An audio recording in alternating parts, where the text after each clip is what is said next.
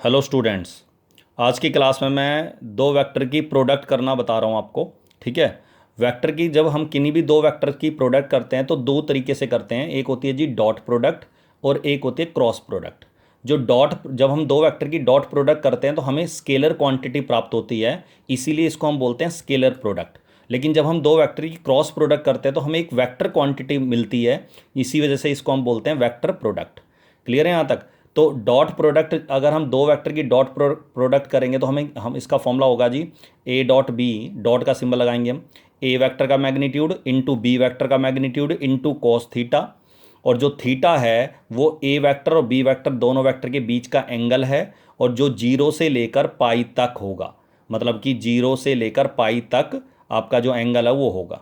ठीक है। इसी तरह क्रॉस प्रोडक्ट का फॉर्मूला हो गया ए का मैग्नीट्यूड बी का मैग्नीट्यूड इनटू साइन थीटा। इसमें साइन थीटा आएगा और एन कैप आएगा, इनटू में एन कैप। एन कैप एक ऐसा यूनिट वेक्टर होगा, कैप लगा रखे मैंने यहाँ। तो एन कैप एक ऐसा यूनिट वेक्टर है जो ए वेक्टर और बी वेक्टर दोनों पे परपेंडिकुलर होगा। ए के ऊपर भी परपेंडिकुलर होगा और बी के ऊपर भी परपेंडिकुलर होगा। तो एन वेक्टर का खुद का मैग्नीट्यूड तो 1 होगा, लेकिन जब इस यूनिट वेक्टर को हमने इन तीन वैल्यू से मल्टीप्लाई किया हुआ है, ए के मैग्नीट्यूड से बी के मैग्नीट्यूड इंटू साइन थीटा से, तो इस पूरे वेक्टर जो ए क्रॉस बी वेक्टर पूरा आएगा, उस पूरे वेक्टर का जो मैग्नीट्यूड होगा वो इन तीनों की प्रोडक्ट के बराबर होगा। मतलब ए का मैग्नीट्यूड बी का मैग्नीट्यूड साइन थीटा, मतलब कि ए क्रॉस बी का जो मैग्नीट्यूड होगा वो इन तीनों की मल्टीप्लाई के बराबर होगा। क्लियर है यहाँ तक? और थीटा आप सबको पता ही है, थीटा जीरो से लेकर पाई तक एंगल होगा। और अगर ये ए वेक्टर ये बी वेक्टर है तो ए क्रॉस बी एक ऐसा वेक्टर प्राप्त होगा जो ए पे भी परपेंडिकुलर होगा और बी के ऊपर भी परपेंडिकुलर होगा। क्लियर है यहाँ तक? और अगर ए क्रॉस बी करूँगा तो ये वाला वेक्टर आएगा, और बी क्रॉस ए करूँगा, बी की ए के साथ क्रॉस करूँगा तो ये वाला आएगा नीचे की साइड। ठीक है, ये वाला वेक्टर आएगा नेगेटिव डायरेक्शन में। तो इसका मतलब ए क्रॉस बी और बी क्रॉस ए को अलग में दोनों में डायरेक्शन का फर्क होता है, माइनस का फर्क होता है। क्लियर है यहाँ तक? तो पहली जो क्लास है आपकी वो है जी स्केलर प्रोडक्ट या डॉट डॉट प्रोडक्ट के बारे में डिस्कस कर रहे हैं। फॉर्मूला मैंने आपको बता ही दिया, A dot B vector A dot vector B बराबर होता है ए वेक्टर का मैग्नीट्यूड इंटू बी वेक्टर का मैग्नीट्यूड इंटू कॉस थीटा। और जो थीटा है वो जीरो से लेकर पाई तक है। ठीक है, जो एंगल है। इसमें कुछ पॉइंट्स हैं छोटे छोटे, कि अगर दोनों वेक्टर में से कोई भी एक वेक्टर जीरो वेक्टर के बराबर आ जाए, वेक्टर ए बराबर जीरो वेक्टर हो या बी वेक्टर बराबर जीरो वेक्टर हो, या दोनों वेक्टर आपस में परपेंडिकुलर हो जाए, तो मतलब कि परपेंडिकुलर होने का मतलब दोनों वेक्टर के बीच में 90 डिग्री का एंगल आ गया, तो जो डॉट प्रोडक्ट होती है वो जीरो आएगी। कैसे? अगर ये जीरो वेक्टर का मैग्नीट्यूड सबको पता है जीरो ही होता है, जीरो से मल्टीप्लाई होकर सारा जीरो। इसी तरह बी का मैग्नीट्यूड जीरो, और परपेंडिकुलर है तो कोस 90 डिग्री 90 डिग्री, कॉस 90 डिग्री की वैल्यू जीरो होती है तो जीरो आएगा। तो इसका मतलब तीनों सिचुएशन में अगर कोई भी एक वेक्टर जीरो वेक्टर के बराबर है या दो वेक्टर आपस में परपेंडिकुलर हैं तो डॉट प्रोडक्ट क्या आएगी? जीरो के बराबर आएगी। हाँ, अगर कोई दो नॉन जीरो वेक्टर हैं, नॉन जीरो मतलब ना ए वेक्टर जीरो वेक्टर के बराबर है और ना बी वेक्टर के जीरो वेक्टर के बराबर है, मतलब कि दोनों नॉन जीरो वेक्टर है, जीरो वेक्टर के अलावा कोई और वेक्टर है, चाहे यूनिट वेक्टर है चाहे कोई और वेक्टर है, तो उस सिचुएशन में डॉट प्रोडक्ट जीरो तभी आएगी जब दोनों वेक्टर आपस में परपेंडिकुलर होंगे। परपेंडिकुलर वाला केस ही बनेगा।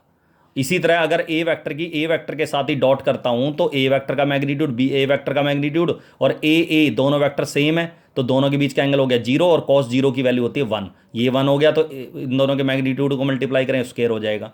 तो ये एक फॉर्मूला आ गया कि किसी भी वेक्टर के मैग्नीट्यूड का स्क्वायर उन दोनों की डॉट प्रोडक्ट के बराबर, मतलब उस वेक्टर की खुद के साथ डॉट प्रोडक्ट के बराबर होती है।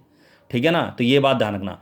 ऐसा कभी नहीं मिलेगा तुम्हें किसी की एक वेक्टर का स्क्वायर, इसका किसी वेक्टर का कभी स्क्वायर नहीं होता। अगर मान लो ऐसे दे रखा कहीं किसी बुक में ऐसा दे रखा है तो इसका मतलब है वो उस वेक्टर के मैग्नीट्यूड का स्क्वायर है।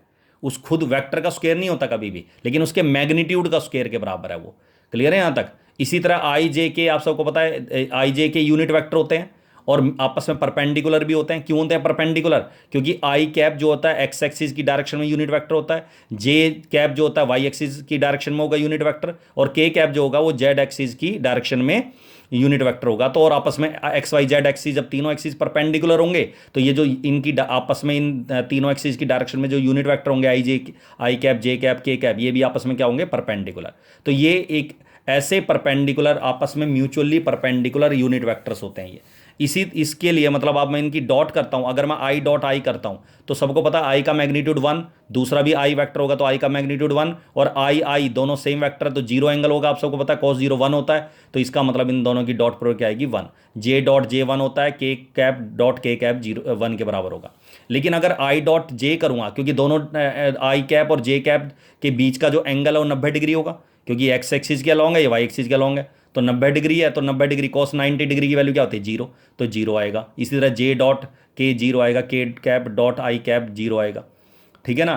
और अगर मुझे कभी एंगल निकालना दो वेक्टर के बीच का, तो ये थीटा यहाँ से फाइंड करेंगे, ये वाला फॉर्मूला लगा देंगे तो थीटा, लेकिन थीटा सीधा निकाल देंगे हम, ये दोनों जो मैग्नीट्यूड है ये डिवाइड कर देंगे, इनसे डिवाइड कर दिया और थीटा की वैल्यू आ जाएगी जी कॉस इनवर्स। और तुमने देखा मैंने इस पर मोड डाल दिया, मोड का मतलब है कि एक्यूट एंगल निकलेगा, अगर हमें एक्यूट एंगल निकालना तो मैं मोड डाल दूंगा। तो ये डॉट प्रोडक्ट, अच्छा एक पॉइंट और है डॉट प्रोडक्ट के अंदर, अगर हमें प्रोजेक्शन फाइंड करना हो, projection of vector A on vector B, तो इसका फॉर्मूला होता है ए डॉट बी, दोनों वेक्टर की डॉट कर दूंगा और नीचे जो बी वेक्टर है उसका मैग्नीट्यूड से उसको डिवाइड कर दूंगा। प्रोजेक्शन का मतलब होता है कि अगर ये मान लीजिए ये बी वेक्टर है हमारा, यहाँ से यहाँ तक ये बी वेक्टर हो गया सपोज, और ये ए वेक्टर यहाँ से यहाँ तक हमारा, क्लियर है, यहाँ तक ये बी वेक्टर और ये ए वेक्टर है, तो जो ए वेक्टर की अगर मैं बी वेक्टर के ऊपर प्रोजेक्शन निकाल रहा हूँ, तो प्रोजेक्शन का मतलब होता है लेंथ। कौन सी लेंथ? जब मैं इस ए वेक्टर के इनिशियल पॉइंट से इसके बी वेक्टर के ऊपर परपेंडिकुलर डालूंगा और टर्मिनल पॉइंट से, ए वेक्टर के टर्मिनल पॉइंट से जो परपेंडिकुलर डालूंगा, तो जहां ये दोनों परपेंडिकुलर आपस में बी वेक्टर को टच करेंगे, तो उन दोनों पॉइंट्स के बीच की जो दूरी होगी, लेंथ होगी, दैट इज द प्रोजेक्शन। तो projection of A vector on B vector is A B length. तो ए बी लेंथ फाइंड करना होता है। अगर ये दोनों वेक्टर बराबर है, ए वेक्टर और बी वेक्टर इक्वल मतलब पैरेलल हैं, तो पैरेलल हैं तो ए का इनिशियल पॉइंट और बी का इनिशियल पॉइंट से जो परपेंडिकुलर डालूंगा, ए बी लेंथ निकालूंगा, तो वो ए वेक्टर के मैग्नीट्यूड के बराबर आएगी। कैसे? ए डॉट बी का फॉर्मूला आप सबको पता क्या होता है, ए का मैग्नीट्यूड बी का मैग्नीट्यूड इंटू कॉस थीटा, और आप सबको पता है अगर दो वेक्टर पैरेलल है तो उनके बीच का एंगल 0 होगा, और सबको पता है कॉस 0 की वैल्यू क्या होती है 1, तो 0 लिख दिया, cos 0 1 होता है तो ये 1 हो गया, और बी वेक्टर के मैग्नीट्यूड से बी वेक्टर मैग्नीट्यूड कैंसिल हो गया नीचे वाले ये, तो आपने देखा ए वेक्टर का मैग्नीट्यूड आ गया। मतलब जो सीधी बात है, जो ए वेक्टर की लेंथ होगी वही ए बी लेंथ होगी। इसी तरह अगर परपेंडिकुलर है ए वेक्टर और बी वेक्टर आपस में, दोनों वेक्टर की जो डायरेक्शन है परपेंडिकुलर है, तो इनिशियल टर्मिनल पॉइंट से जो मैं परपेंडिकुलर डालूंगा बी वेक्टर के ऊपर, वो एक ही पॉइंट पर टच करेगा, इसका मतलब जीरो आ गई इसकी वैल्यू प्रोजेक्ट लेंथ की। तो जो ए बी लेंथ आ गई, इसमें ए बी तो है नहीं, तो इसको आपको एक ही पॉइंट से रिप्रेजेंट करा, तो ए लेंथ आ गई है। तो ए लेंथ का मतलब ए का मैग्नीट्यूड बी का मैग्नीट्यूड और 90 डिग्री, सबको पता है cos 90 डिग्री की वैल्यू क्या होती है 0, और 0 से सब मल्टीप्लाई होकर क्या आ जाएगा 0।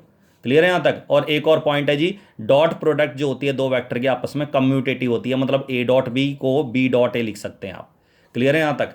अब आता है जी प्रैक्टिस असाइनमेंट 2 का फर्स्ट क्वेश्चन। कह रहा है ए का मैग्नीट्यूड दे रखा है √3, बी का मैग्नीट्यूड 2 है और ए डॉट बी √6 के बराबर है। कह रहा है ए वेक्टर और बी वेक्टर के बीच का एंगल फाइंड करो। तो एंगल वाला फॉर्मूला लगा देंगे सीधा है, क्या? थीटा बराबर cos inverse mod of A dot B upon दोनों का मैग्नीट्यूड डिवाइड में, ठीक है ना। तो ए डॉट बी हमें दे रखा है √6 है, ए का मैग्नीट्यूड √3 है, बी का मैग्नीट्यूड 2 है।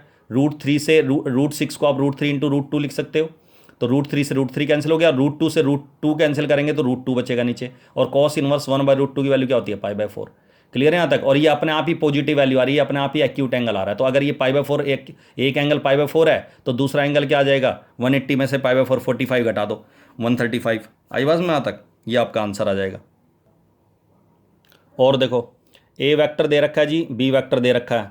अगर हमें प्रोजेक्शन निकालना है, कह रहा है find the projection of A vector on B vector, तो आप सबको पता है ए डॉट बी कर देंगे, नीचे बी का मैग्नीट्यूड, इन ए वेक्टर और बी वेक्टर को मैंने यहाँ डॉट प्रोडक्ट लिख दिया। अब डॉट देखो कैसे करेंगे, सबको पता है, अभी मैंने बताया था आई डॉट आई, जब मैं आई को बीच में डॉट है, आई डॉट आई करूँगा तो 1 होता है, तो इसका मतलब 1 × 7 7 बचेगा, क्योंकि आई डॉट आई 1 हो गया। लेकिन आई डॉट जे 0 होता है, आई डॉट के 0 होता है।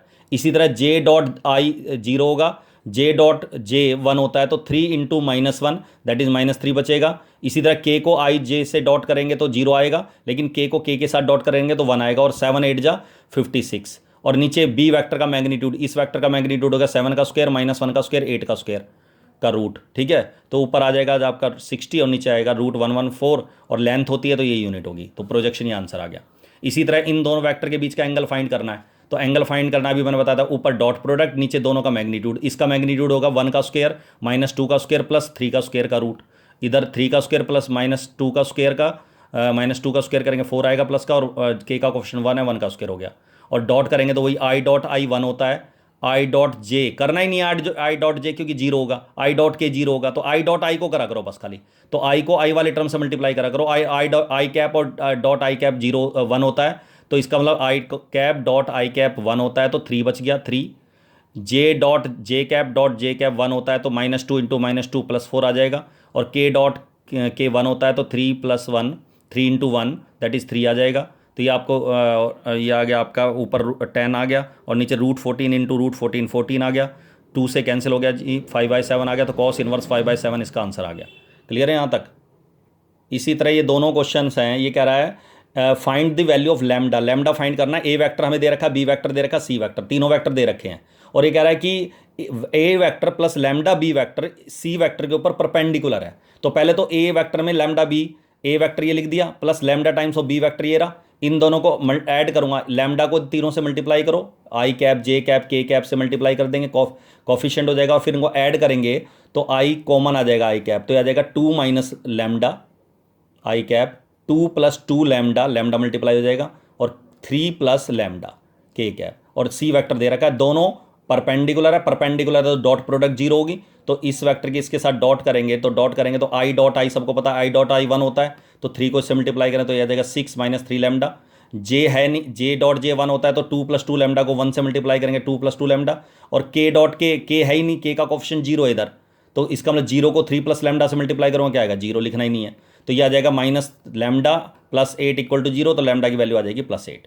इसी तरह क्वेश्चन नंबर 7 में कह रहा है कि ए प्लस बी वैक्टर, ए वेक्टर में बी वेक्टर ऐड कर दिया मैंने, ए वेक्टर में से बी वेक्टर माइनस कर दिया, दोनों वेक्टर दे रखे हैं, ए वेक्टर भी दे रखा है, बी वेक्टर भी दे रखा है। ये कह रहा है लैम्डा फाइंड करो, और ये दोनों vector A vector A plus vector B and vector A minus vector B जो है वो ऑर्थोगोनल है।